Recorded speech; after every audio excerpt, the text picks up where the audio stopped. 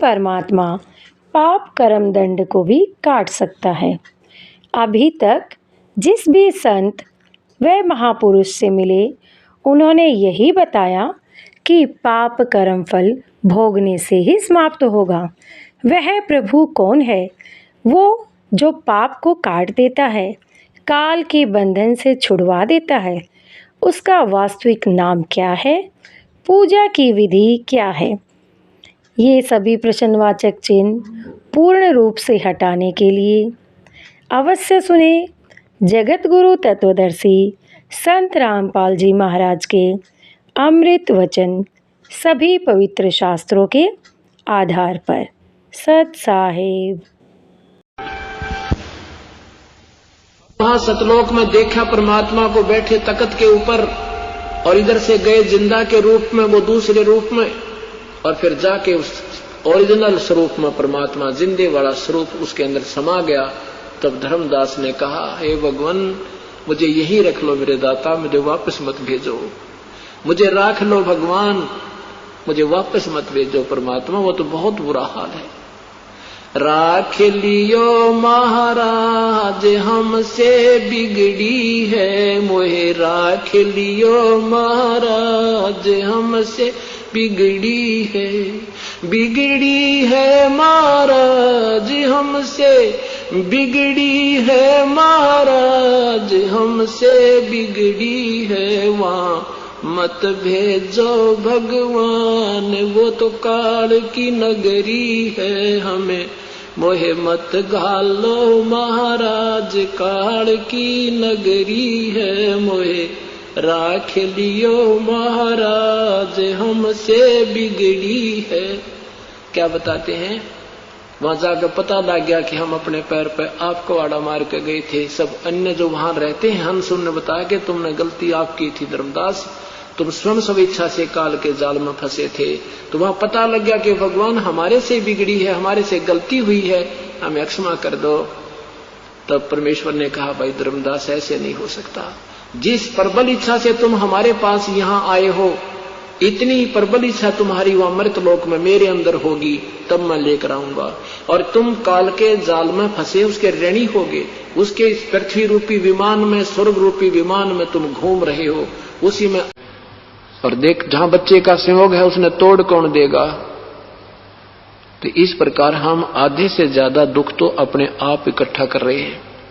देखम देखा इतना खर्चा करने लगे, लड़के की शादी पर लाखों रुपए लगा देते हैं, लड़की के खर्चे पर ना जाने कितना कर्जा करते हैं। फिर गरीब व्यक्ति देखम देखा उसने करना पड़ता है, मेरी बेटी कहीं आत्मा दुख ना पावे, इसलिए उसने भी उस समस्या मोल लेनी पड़ती है। फिर वो कर्जा दुखी करता है बेचारा, सारा जीवन कष्ट में हो जाता है। यो नरक बना लिया हमने सुख में जीवन को।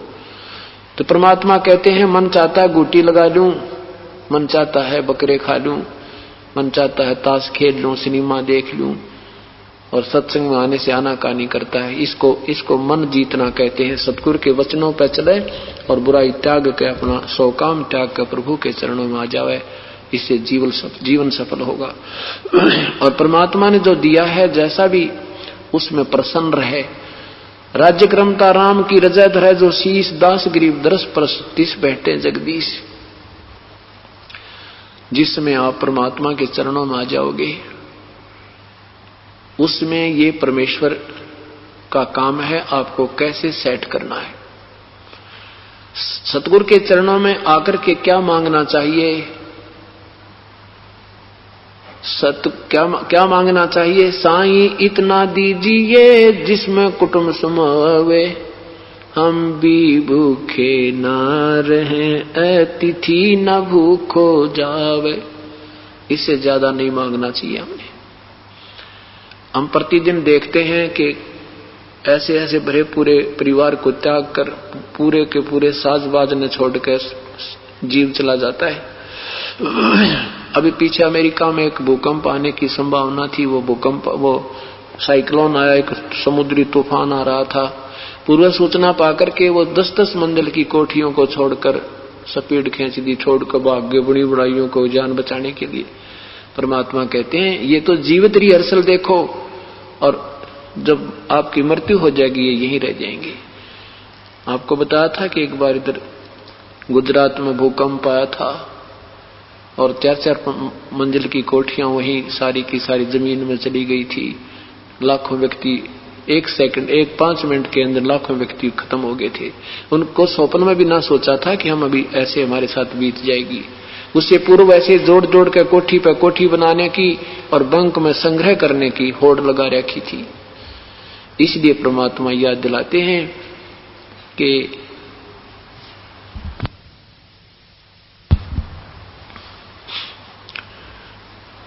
भाई यहां पर कोई भी जीव सुखी नहीं है और केवल इतना ही संग्रह कीजिए जो छोड़कर चलते समय उसमें ममता ना बने। अब परमात्मा क्या बताते हैं कि साईं इतना दीजिए जिसमें कुटुंब समावे, हम भी भूखे ना रहे अतिथि न भूखा जावे। अब हम सुनते अधिक हैं, खूब श्रद्धा भी है आप लोगों की, पर उस पर जो परमात्मा हमें जिस रंग में रंगना चाहते हैं हम इतना रंगे नहीं जा रहे। उसमें रंगे कैसे जाएंगे कि आप सत्संग सुनते रहिएगा और फिर धीरे धीरे आपकी आत्मा इन वचनों पर चलने को स्वीकार करेगी, क्योंकि ये मन काफी जन्मों से काफी युगों से यही बकवादों में रंगा हुआ है। अब इसको थोड़ा समय लगेगा इसमें ढलने के लिए और ढल जाएगा। ऐसी बात नहीं क्योंकि हमने कुसंग भी जो सीखी है, बुराइयां सीखी है, वो कुसंग में सीखी हैं और हमने अच्छाई सीखने के लिए भी सुसंग मिला है, सत्संग मिला है। तो इसमें धीरे धीरे हम इसको ग्रहण करेंगे और फिर एक दिन ऐसे रंग जाएंगे कि हमने ये दूसरी बातें कतई नहीं अच्छी लगेंगी। कोई अगर आपके पास आकर के व्यवहारिक बातें करेगा तो आपको कतई नहीं सुहा होगा, उससे शीघ्र ही पीछा छुटवाने की चेष्टा करोगे। ऐसे फिर इतना रंग में रंग जाओगे। तो हमें क्या बताना चाहते हैं? परमात्मा कहते हैं कि इतना मांगो मालिक से, इससे ज्यादा मत मांगो। अतिथि भूखा ना जाना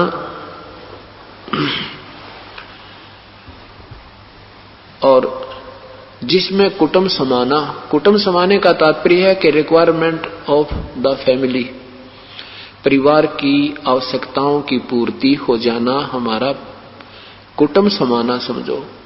और अतिथि भूखा ना जावे। एक आपको कथा सुनाते हैं परमेश्वर की। पुण्यात्मा, ये अमृत वाणी है, ये अमर कथाएं हैं, ये सत्यनारायण कथा है जो आपको अब सुनाई जा रही है।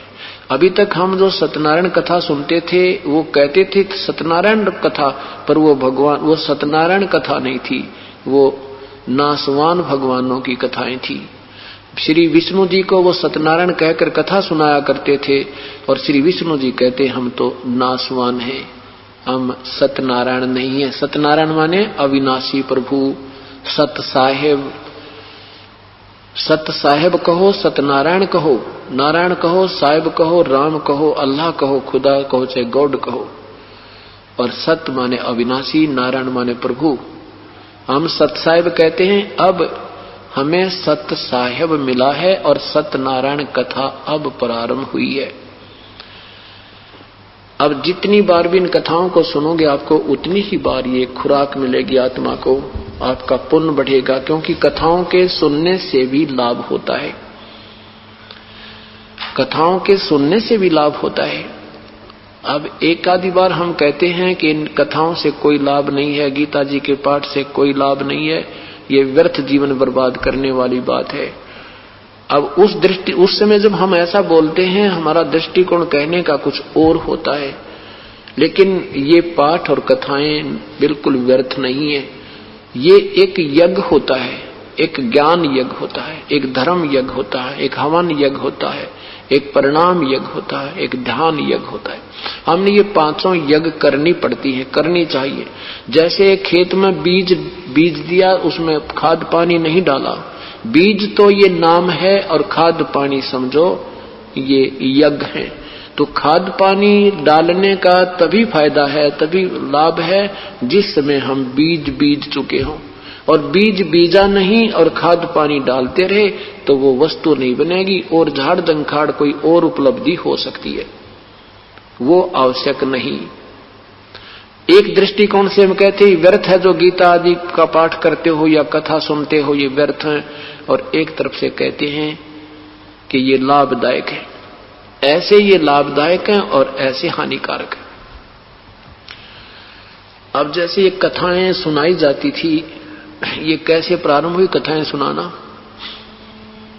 ये कथाएं सुनाना प्रारंभ न्यों हुई कि इनसे लाभ होता था, और जैसे फिर इन अनजान लोगों ने ये कथा सुनानी कर दी शुरू, और वो वास्तविक विधि वो मंत्र इनके पास था नहीं। मीठी मीठी बात बना के बढ़िया बढ़िया कथा सुना के कभी रोवे कभी गावे कथा सुनावे।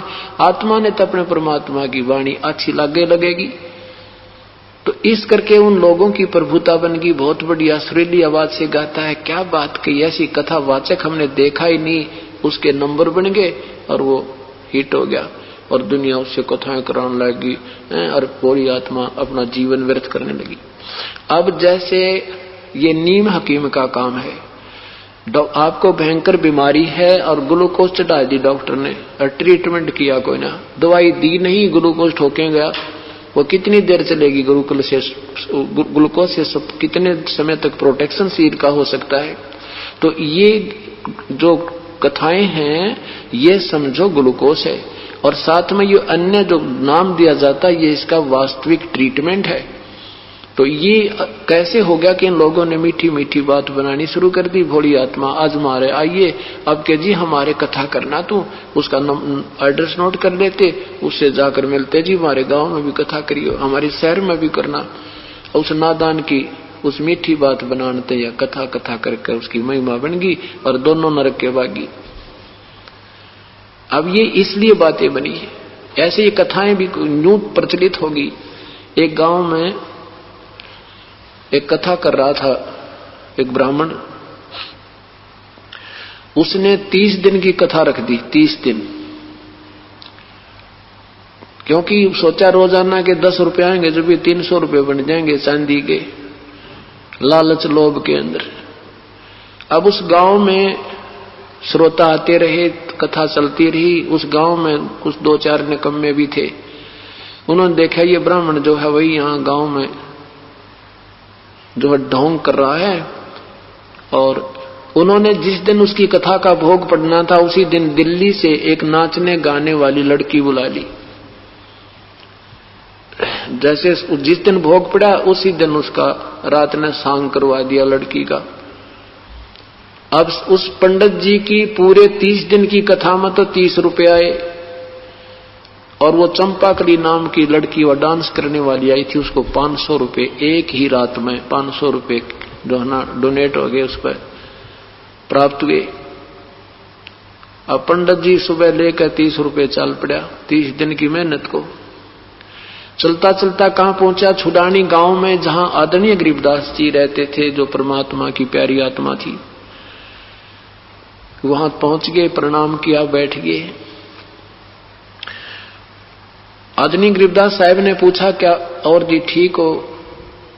विप्रवर आज कहां से आए, कहां जा रहे हो? तो क्या उनका मनीराम नाम था ब्राह्मण जी का, मनीराम ब्राह्मण। कहने लगा, महाराज जी के बताऊं, दुनिया का नाश जाने वाला है, दुनिया तो कति बेकार खोली, बस पूछो मत। कलयुग का तो घोर प्रारंभ हो चुका है, कोई इंसानियत रही नहीं। और न्यू ना बताओ, बात के बिगड़ रही है। काफी देर होगी, अन्य शिष्य भी बैठे थे, बुरा सा मुंह करे लटक बैठा था। खाने को कहा, जी बस कुछ नहीं खाया जाता। तो शिष्यों ने पूछा, 2-4 भक्त बैठे थे, सदगुरु क्या बात होगी, ब्राह्मण इतना बूंदा सा मुंह क्यों कर रखा है, ये क्या किस प्रकार मुंह लटकाए बैठे हैं, क्या परेशानी है विपर को? और विपर जी न्यू ना बताओ यह बात कैसे बिगड़ी है, क्योंकि परमात्मा ने उस अंतर्यामी थे वो भगवान आदरणीय गरीबदास साहिब जी, उसके सारी कहानी जान के क्या बताया। फूटी ज्ञान विवेक की भाई, अंधा है जगदीश से, चंपाकली को 500 और मनीराम को 30।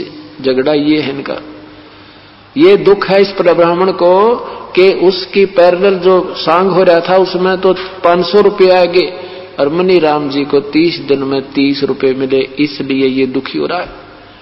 अब न्यू देखे वो विश्व ने क्यों कैसे बेरा पिटा, पहले जैसा कोई प्रचार प्रसार का साधन भी नहीं था, इतनी मैं तो सीधा ही आ रहा हूं, चरणों में पड़ गया। परमात्मा बोले निकम्मे, वो तो नादान थे फिर तन्ने के गांठ गाल रखी है, आप अधिकारी नहीं, हर दुनिया को ठगते फिर रहे हो। राजा परीक्षित को जब 7वें दिन सर्प ने डसना था, किसी ने कथा सुनाने का साहस नहीं किया, क्योंकि वो भगवान से डरने वाले ऋषि थे। निकम्म्यो, तुम तो कति विनाश कर रहे हो, इन बुरी आत्माओं को गुमराह कर रहे हो, तेरे साथ बहुत अच्छा हुआ। राजा परीक्षित को 7वें दिन सर्प ने डसना था। सभी ऋषियों ने यही राय दी कि इनको कोई कथा, ये श्री भागवत सुधा सागर की कथा सुनाई जाए, ताकि इसकी वृत्ति यहां से हटकर स्वर्ग में लग जाए और ये इसका कल्याण हो जावे। अब उस समय वशिष्ठ, ये वेद व्यास जी जिन्होंने श्रीमद् भगवत सुधा सागर की रचना की थी, उन्होंने भी हाथ खड़े कर दिए कि मेरे बस की बात नहीं, मैं कथा कर दूं, क्योंकि 7वें दिन परिणाम आना था। और किसी भी ऋषि महर्षियों ने बिल्कुल हिम्मत नहीं करी, कहने लगे हमारे बस की बात नहीं है कि हम इसके जीवन के साथ खिलवाड़ नहीं कर सकते।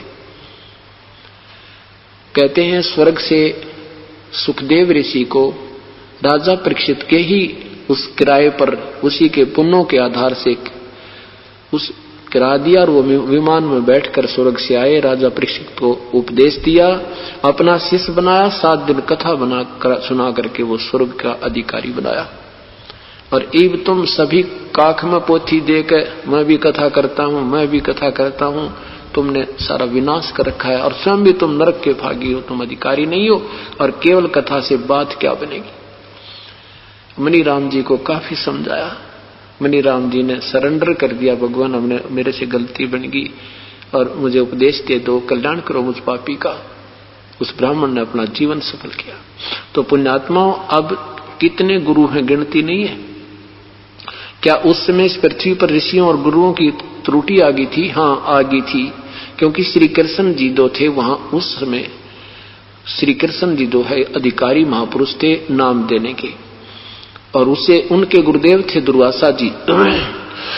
तो ऐसे समय पर एक ही संत विशेष होता है जो आदेश देता। श्री कृष्ण जी के जाने के बाद राजा परीक्षित, श्री कृष्ण जी की मृत्यु के उपरांत राजा परीक्षित जो है अपनी मर्यादा को भंग कर चुका था। वैसे तो पांडव श्री कृष्ण जी के शिष्य थे, जिस कारण से वो अपनी मर्यादा भंग कर चुका था, उसका नाम खंड हो गया था, और जिस कारण से उसने वो ऐसी दुर्बुद्धि हो गई थी, उसने एक ऋषि के गले में सर्प डाला। उसके बाद फिर उसको रिउपदेश दिया गया और कल्याण हुआ। कहने का भाव दास का ये है कि ये जो तत्व ज्ञान से परिचित सब संसार हो जाएगा, फिर ये नकली संत छुपते फिरा करेंगे। अभी हमें नहीं पता कौन अधिकारी है कौन ना अधिकारी। एक ड्राइविंग लाइसेंस नहीं चल सकता ऑथराइज्ड अधिकारी के बिना बना हुआ, और ये हम परमात्मा पाने का लाइसेंस बनवाए बैठे नकली संतों से, क्योंकि हमें पता ही कोई ना नकली और डुप्ली, असली और नकली का। अब ये नकली और असली का हम स्वयं ज्ञान होगा तभी हम इनसे दूर हट सकते हैं, नहीं तो हमारे दादे परदादे चले गए, भूत बनवा दिए, भूत पूजवा के। और गीता जी में मना कर रखा है कि भूत पूजोगे, श्राद्ध निकालोगे, तुम भी भूत बन जाओगे, और हमारे से श्राद्ध ही निकलवाए जा रहे हैं। देवी देवताओं की पूजा को मना किया है, 3 गुणों तक की पूजा को गीता में मना किया है, और हमारे से यही पूजाएं करवाई जा रही हैं। तो कहने का भाव यह है कि इन कथाओं से भी लाभ है, पर कब लाभ है? अधिकारी हो और श्रोता में भी श्रद्धा पूरी हो। अब जैसे ये कथाएं दास सुनाएगा आपको, कुछ पुण्यात्माओं ने पहले भी बहुत सुनी होंगी, लेकिन ये नहीं सोचना चाहिए कि ये तो मैंने सुन रखी थी। ये भी अगर ऐसा भी मन में आता है तो आप अधिकारी नहीं हो, और आपके अंदर कोई मैल है, आप में कोई दोष घर कर चुका है। जैसे इंसान जो बीमार हो जाता है, बुखार आ जाता है, तो उसको खाना स्वादिष्ट नहीं लगता, उसको खाना अच्छा नहीं लगता, और जब वो स्वस्थ होता है तो दोनों समय पर भूख लगती है और शरीर मांगता है कि मुझे भूख लगी है, मुझे आहार मिले। और जब कोई बुखार हो जाता है तो रुचि नहीं बनती, भोजन में अरुचि हो जाती है। तो भोजन में अरुचि होना समझो आपके शरीर में कोई डिफेक्ट हो गया, चाहे कोई बदहजमी होगी है या बुखार आने की संभावना है। इसी प्रकार जब ये कथा आप सुनोगे, जितनी बार भी सुनते हो आपको आनंद आता है, भूख लगती है, तो आप स्वस्थ हो, आपकी भक्ति ठीक चल रही है। इन कथाओं को ये सुनते ही कथा शुरू की, आपके मन में न्यू आगे तो सुन रखी है, तो समझो आप में अरुचि होगी। और उस अरुचि का कारण क्या है कि आप में कोई दोष है, आप में कोई मैल आ गया है, आपका कोई भयंकर संस्कार आपके साथ है। उसका ट्रीटमेंट क्या है कि न चाहते हुए भी कैप्सूल खाए जाते हैं, गोलियां खाई जाती हैं। इस प्रकार इन कथाओं को ना चाहते हुए भी सुनना चाहिए, और फिर थोड़ी सी देर के बाद फिर आपको आनंद आने लग जाएगा। तो इस प्रकार इस दृष्टिकोण से आप प्रभु की कथा सुनोगे तो उसे लाभ होगा। और विशेष कसक के साथ कति पवित्र हृदय से सुनो। और बीच में जब सुनते समय मन में जो कांट छांट आती है, ऐसा नहीं हो सकता, वैसा नहीं हो सकता, ये भी मैल निकल रहा है, निकलते रहना चाहिए, सत्संग सुनते रहना चाहिए, फिर अब पे सेट हो जाएगा। आपको सुनाएंगे कि साईं इतना दीजिए जिसमें कुटुंब समावे, हम भी भूखे ना रहें, अतिथि ना भूखा जावे। आपने दिन में सुना था, तुम साहिब तुम संत हो, तुम सतगुरु तुम हंस, गरीबदास तेरे रूप बिना और न दूजा अंसे। आदरणीय रामानंद जी क्या कहा कि तुम साहिब तुम परमात्मा हो, तुम सतगुरु तुम साहिब तुम संत हो। कबीर साहिब को बताया कि हे परमात्मा, जिसको हम संत कह सकते हैं वो भी भूमिका आप ही कर रहे हो, और परमात्मा तो आप हो ही हो। तुम साहिब तुम संत हो, तुम सतगुरु, सतगुरु माने सच्चा ज्ञान देने वाले भी पृथ्वी पर आप ही हो। हंस माने सही भक्त जो होना चाहिए, जो भक्त के गुण होने चाहिए, शील स्वभाव, कोई बात कहे उसकी काली ना माने, चाहे बुरा कहे चाहे कोई भला कहे। और परमात्मा ने ये दिखाया कि ऐसे जैसे मेरे से गरीब कोई नहीं हो सकता, मेरे से दारिद्र कोई नहीं हो सकता। एक झोपड़ी में रहना और कपड़ा बुनना और साथ में प्रभु की भक्ति करने की लीला करना, हमारे लिए एक एग्जाम्पल कोड करके परमात्मा कि मेरे से गरीब और मेरे से नीची जाति और नहीं हो सकती। और जब मैं भी परमात्मा पर अर्थात अपनी भूमिका आप ही करी, आप ही भगत बने, आप ही भगवान बने, आप ही गुरु बने, आप ही सतगुरु बने, आप ही संत बने। तो कहते हैं कि ये मत सोचना कि कोई ज्यादा ही धनी ही पार होगा या कोई ऊंची जाति वाला ही मुक्ति प्राप्त कर सकता है, या कोई जंगल में चले गए साधु ब्रह्मचारी रहकर वही पार होते हैं। ये सब भ्रमणा भटकना मिटा के हमें एक निर्णायक रास्ता देगे परमात्मा, एक बिल्कुल सीधी लाइन बता गई। परमात्मा कपड़ा बुनते थे, 2, 4, 10 दिन में जितना भी कपड़ा बुना जाता था उसको सेल कर देते थे। अपने परिवार पोषण के लिए मुंह बोले 2 बेटे थे, मुंह बोले माता पिता थे। उन दोनों उस परिवार के लिए जितना आहार की आवश्यकता थी उतना पैसा रख लेते थे, बाकी भंडारा साथ कर देते थे, कोई संग्रह संचन नहीं करते थे।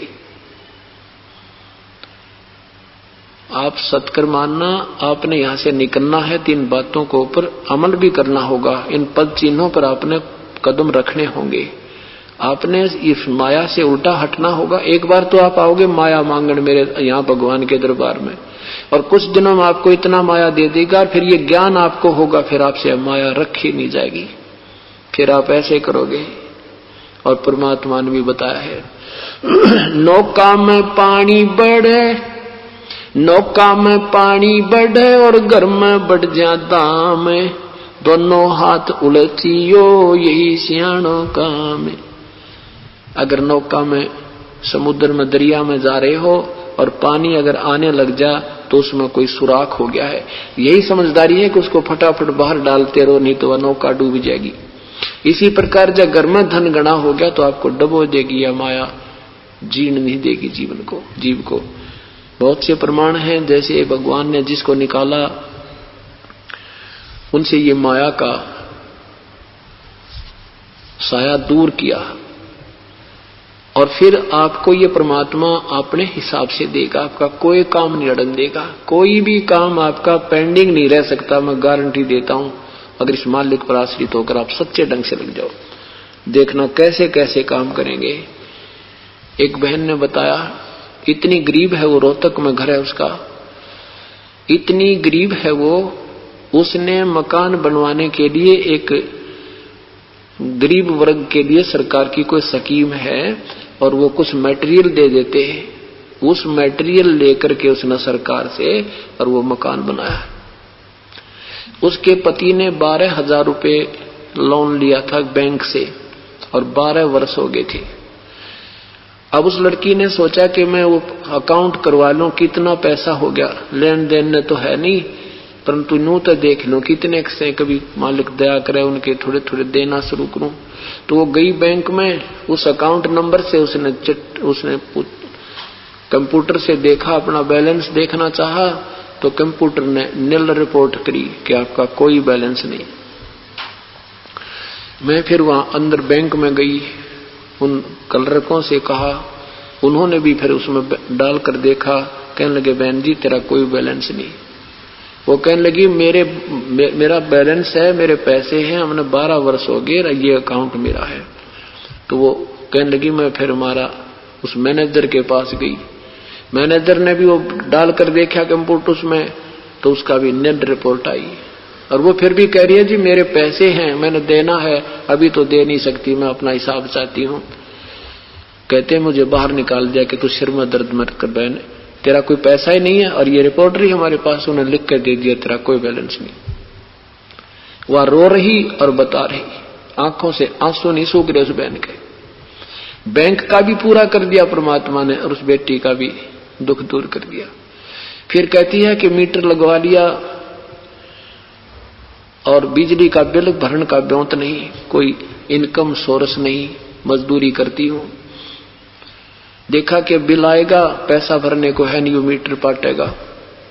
तो उसमें क्या देखा, बिल आया तो उसमें लिखा था कि 700 कुछ रुपए गवर्नमेंट की तरफ दे रहे हैं, इस महीने का 2 महीने का बिल भरकर और 700 कुछ रुपए एडवांस गवर्नमेंट में तेरे जमा है, और 54 जमा कराने का ब्योंत नहीं, अभी मीटर लगवाया था 2-3-4 महीने पहले।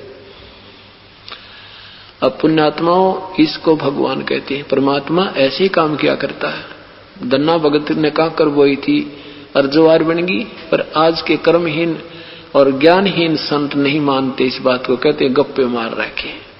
नरसिंह जी की हुंडी ले ली, झाली परमात्मा ने, वो बैंक ड्राफ्ट कैश कर दिया था, 500 रुपए दे दिया के।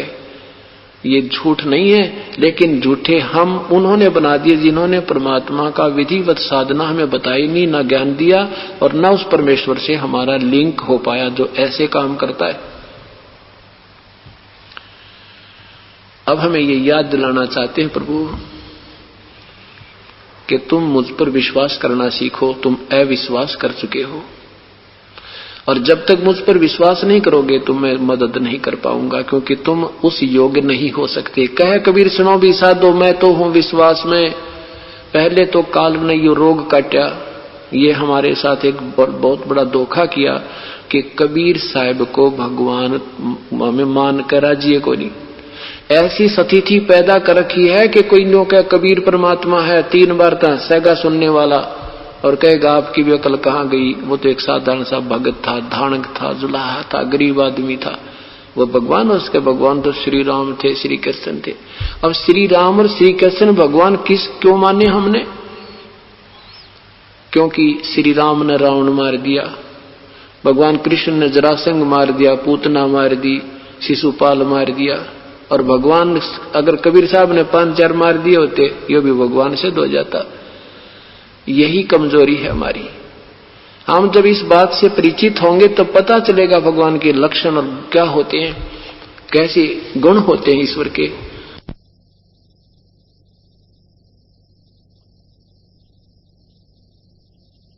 पूर्ण हैं और इनके जब गुणों से हम परिचित होंगे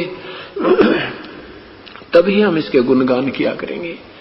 अब लगभग 4 लाख संगत होने वाली है परमेश्वर की, और इसमें एक एक हमसे मिलकर देखो जो 3-4 वर्ष हो गए इस सतगुरु के चरणों में आए, उनकी आंखों से आंसू नहीं सूखते। वो एक बताने लग जाएगा ना, आपके कान बहरे हो जाएंगे उससे कि रामायण शुरू ना खत्म ना हुआ। इतने सुख परमात्मा ने दे रखे, लेकिन फिर भी हम कच्चे पक्के ही चल रहे हैं। जब बिल्कुल दृढ़ होकर चलेंगे फिर ऐसी अनहोनी करेंगी जो अभी आपको सुनाया। तो अब आपको सुनाते हैं कि साईं इतना दीजिए जिसमें कुटुंब समावे, हम भी भूखे ना रहें, अतिथि ना भूखा जावे। तो वो बहन जो अभी आपको बता रहे थे, उसने कहा जी मैं अपनी पड़ोसन से कहा करती हूँ, और भी उसके साथ 1-2 ऐसी घटना हुई थी। तो वो कहने लगी मैंने एक बार ऐसे कुछ पैसे थे वो मेरे पास, मेरे एक किराया भी नहीं था शर्माने के लिए, और मेरे घर में 500 रुपए जरा उस पर रखे पाए सेल्फ के ऊपर और अखबार के नीचे, और 500 रुपए तो मैं स्वप्न में भी नहीं सोचती हमारे घर में कभी इकट्ठे हुए हों। और मैं पड़ोसियों को बताया तो कहती तो तुम, अब पहले मैंने बताया तो वो टालगी काना पर कहे, अब मैंने बताया कि बैंक में मेरा बैलेंस नहीं पाया, और ऐसे ये उनके सामने वो जो उसका बिजली का बिल दिखाया तो नो कहती हैं तुम तो न्यू बकवाद कराया करो, तुमने तो सारी समय झूठ बोलने का ठेका ले रखा है, तुम तो हर समय ऐसी ऊट पटांग बातें करते हो, ये कभी हो सकता है। और वो भी ठीक कहती हैं क्योंकि उन्होंने अभी आम खाया नहीं है। हमने आम मिल गया, हम खा रहे हैं, हम कहते हैं आम मीठा है, वो कहते हैं आम मीठा होता ही नहीं। कमाल की बात है। तो ये सतिथि है। तो यहां परमात्मा बताते हैं अपनी महिमा, आप ही सुनाते हैं कैसे। परमेश्वर पूर्ण ब्रह्म कबीर साहब तत्व ज्ञान सुनाया करते थे। हिंदू और मुसलमान सभी को कहा करते थे कि तुम्हारे जो गुरुदेव हैं ये तुम्हारे सदग्रंथों से परिचित नहीं है।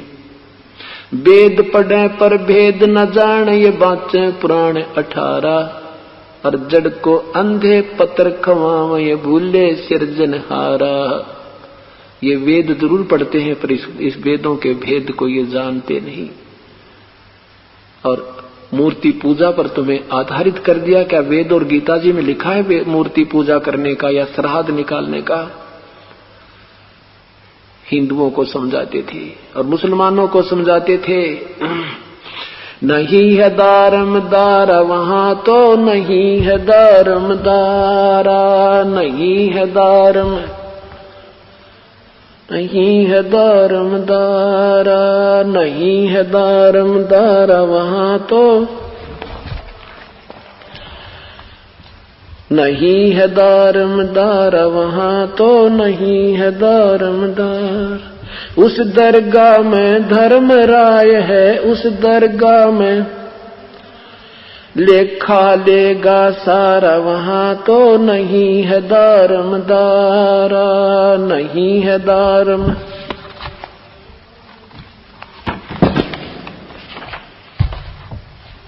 मुल्ला कूके बंग सुनावे, मुल्ला कूके बंग सुनावे, ना बैरा कर तारा, वहां तो नहीं है दारमदारा, नहीं है दारमदारा, वहां तो नहीं है दारमदारा।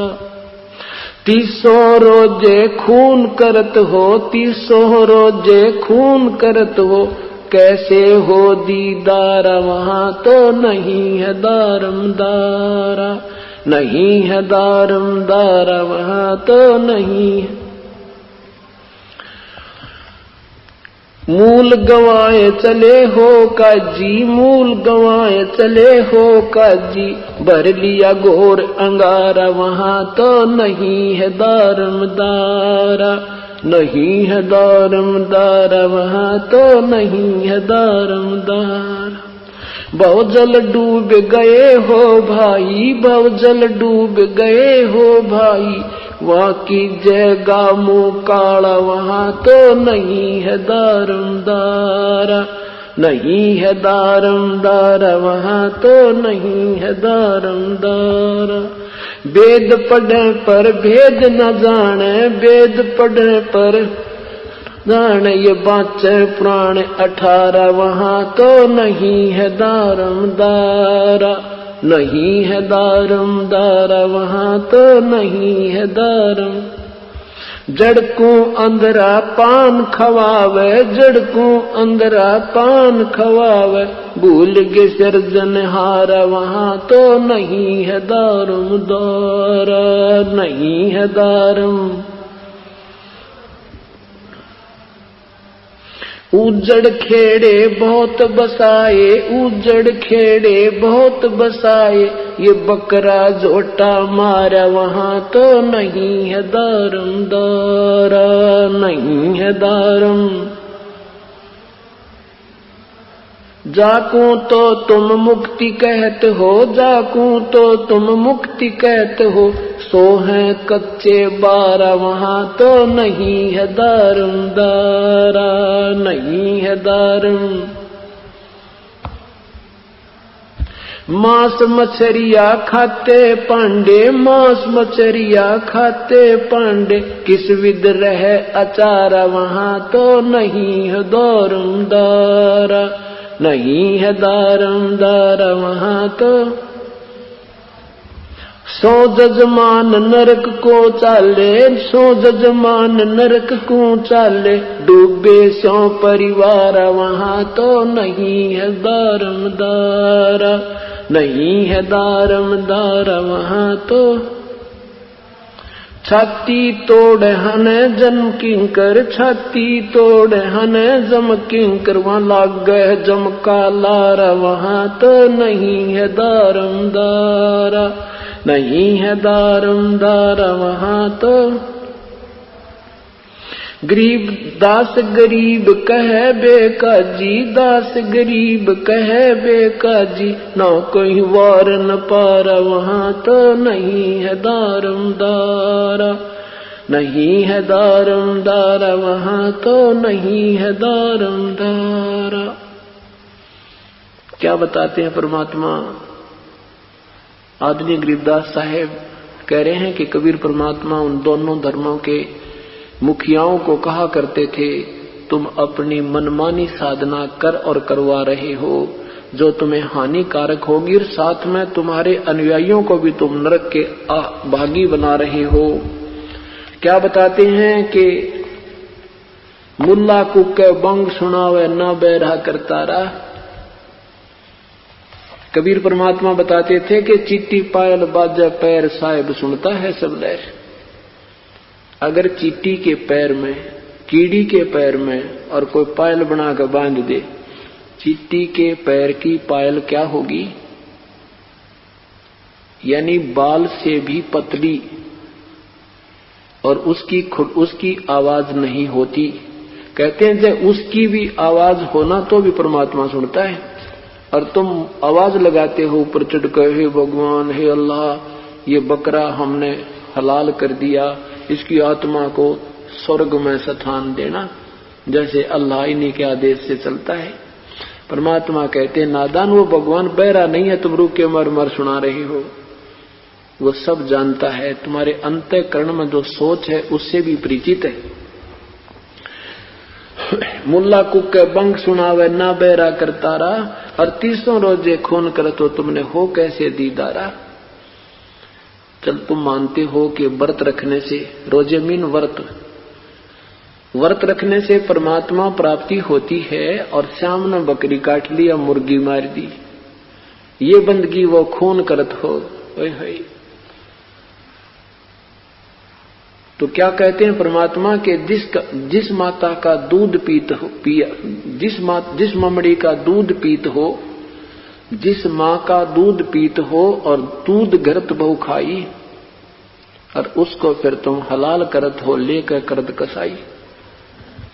जिस गाय माता का तुम दूध पीते हो और घी खाते हो, और फिर उसी को जिसका हम दूध पीते वो माँ की तुल्य हुई, और फिर उसी माँ को तुम काट कर मांस खाते हो, और तुम भक्ति की रीस भी कर रहे हो। इस तरह के खरे खरे वचन सत्य कहा करते थे, और काजी और मुल्ला नाराज हो गए भगवान से। उधर से हिंदुओं के जो ये मार्गदर्शक ब्राह्मण पांडवों को कहते हैं परमात्मा कि वेद पढ़े और भेद न जाने, और तुम पढ़ो पुराण 18 और फिर भी तुम्हें जड़ पूजाओं पर नादान साधनाओं के ऊपर लगा रखा है, तुम्हें हानि होगी।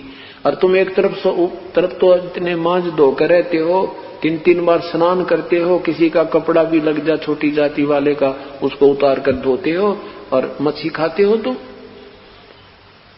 फिर तुम्हारा ये आचार यानी तुम्हारा ये शुद्धता कैसे रही? अब पहले हम भी ये सोचा करते भाई ब्राह्मण तो बड़े अच्छे आदमी थे, ये कि मांस मिट्टी खाते होंगे, ये सब सेगनी खाया करते। ये बुराई कैसे चली?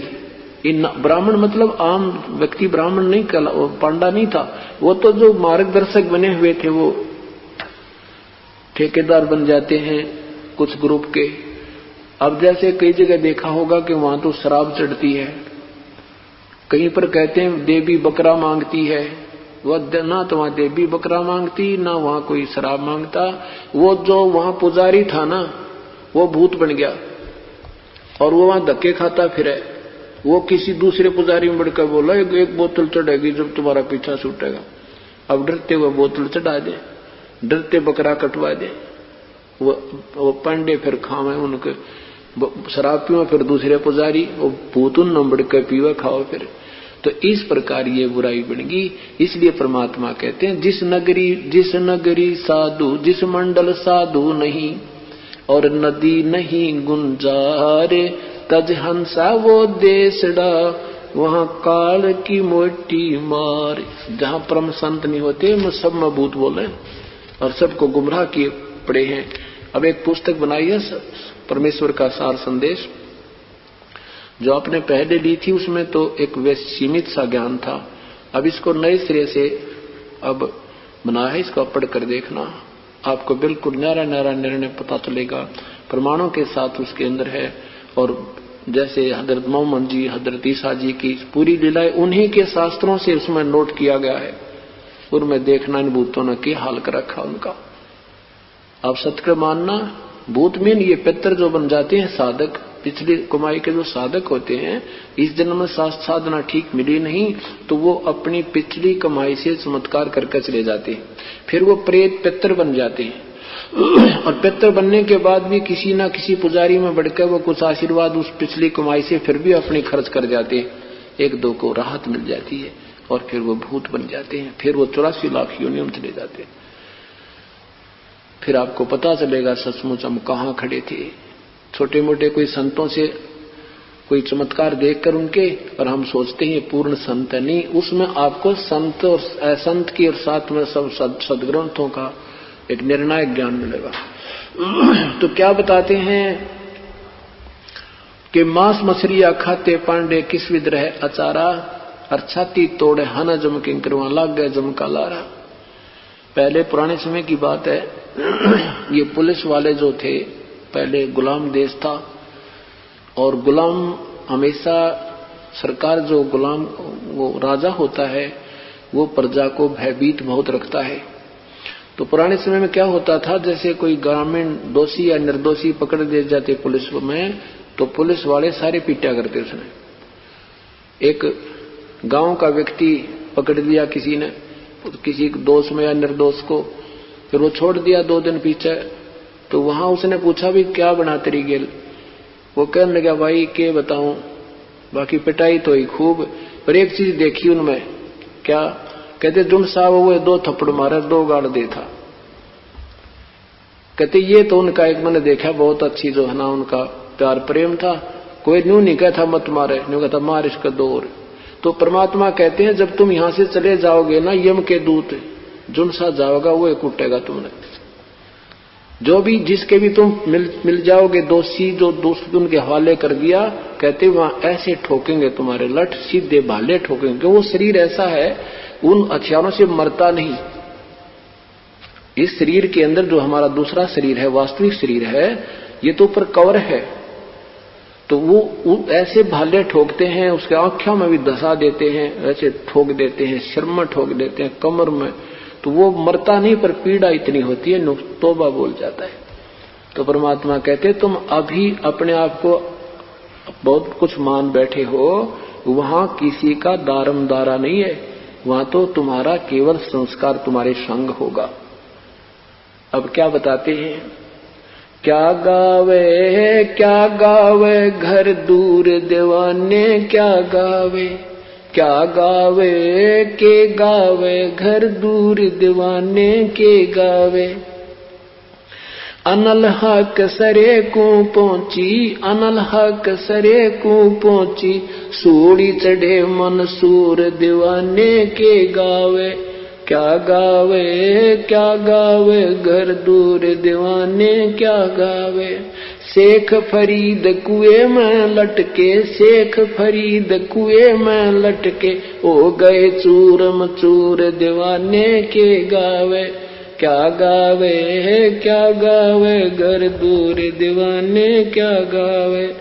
सुल्तानी तज गए बलख को, सुल्तानी तज गए बलख को, छोड़ी 16 सेंसर हूर दीवाने क्या गावे। क्या गावे घर दूर दीवाने क्या गावे। गोपी चंद भरतरी योगी, गोपी चंद भरतरी, शर्म डाली दूर दीवाने क्या गावे। क्या गावे घर दूर दीवाने। दादू दास सदा मत वाले, दादू दास सदा मत वाले, जलमल जलमल नूर दीवाने क्या गावे। क्या गावे घर दूर दीवाने। जन रैदास कबीर कमाला, जन रैदास कबीर कमाला, सन्मुख मिले हजूर दीवाने क्या गावे। क्या गावे दोनों दिन मुक्ति को चावे, दोनों दिन मुक्ति को चावे, खावे गऊ और सूर दीवाने के गावे। क्या गावे घर दूर दीवाने क्या गावे। दास गरीब उधार नहीं है, दास गरीब उधार नहीं, या सौदा पूरम पूर दीवाने क्या गावे। क्या गावे घर दूर दीवाने क्या गावे। अब जैसे ये इन कथावाचकों को कहते हैं, वो मीठी मीठी वाणी बना बना कर गाते हैं, बड़े प्यार से सुनाते हैं सुरीली आवाज से। उधर से काजियों को कहते हैं तुम कुरान शरीफ को बड़े लय लाकर सुनाते हो। दोनों ही धर्मों के विषय में उन महापुरुषों का विषय किया, विवरण दिया है जिन्होंने परमात्मा की तरफ कैसे बनाई, जिनको कुछ उपलब्धि हुई। कहते हैं अनल हक सरे को पहुंचे, सूड़ी चढ़े मंसूर। एक मंसूर नाम के मुसलमान भक्त आत्मा थी, उनको उसकी बहन थी सिमली। सिमली को एक समस्तर वेज नाम के पूर्ण परमात्मा कबीर परमेश्वर के उपासक संत मिल गए। वो लड़की राजा का लड़का था, राजा की लड़की थी वो। सिमली और मंसूर दोनों बहन भाई थे। तो सिमली को संत के बातों पर बड़ा गहरा विश्वास, दृढ़ विश्वास हो गया और वो अपने संत जी के पास सत्संग सुनने जाने लगी। और शाम के समय वो अपने कई बार भगवान अपने गुरुदेव के दर्शनार्थ आश्रम में शाम के समय में चली जाती थी। तो मंसूर जी को उन किसी ने कह दिया कि तेरी बहन जो है ऐसे गैर टाइम या आश्रमों में जाती है, और भाई अच्छी बात नहीं। मंसूर को अपनी बहन पर शंका हुई, तो उसने देखा कि आज पीछा करूंगा इसका। वो पीछे पीछे अपनी बहन के काफी दूरी से चलता चला गया। लड़की वहां पहुंची, गुरुदेव को दंडवत प्रणाम किया, और उसने ऐसे दीवार सी बनी हुई थी, दीवार के अंदर से सुराख थे, उनमें से ध्यान से देख रहा गतिविधि को। लड़की वहां पहुंची, प्रणाम किया, गुरुदेव का खाना बनाया, खाना खाया। खाना खा के लड़की गुरुदेव के पैर दबाने लगी। फिर ऐसे गुरुदेव ने ऐसे हाथ किया, आसमान से 2 प्याले आए, एक लड़की को दे दिया, एक स्वयं ग्रहण कर लिया, ले बेटा एक तू पी ले।